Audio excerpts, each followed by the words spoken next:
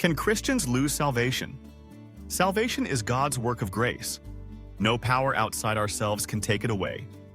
God's children are kept by His power, and He promises to finish the good work He started in them.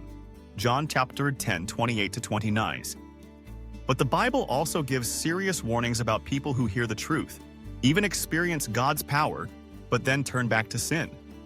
For them, their last state becomes worse than the first. 2 Peter 2, 20-22.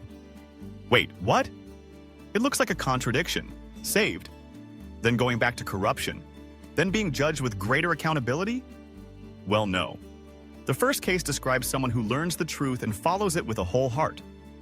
God keeps such a person because they truly belong to Him. But the second case describes someone who learns the truth but never truly surrenders to it, and sometimes even exploits it. A clear example is Balaam.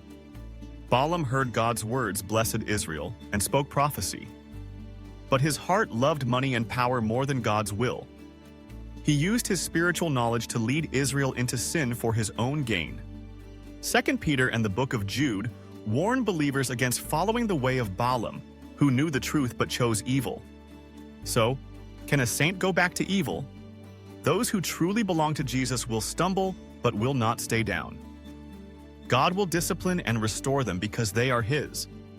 But those who only appear enlightened, who never fully surrendered, can turn back or even exploit God's truth like Balaam did, showing their hearts were never transformed. That's why the Bible calls us not only to hear the truth but to love Jesus with all our hearts. True salvation is a living relationship, not a momentary experience. And it's by God's grace that His children persevere to the end.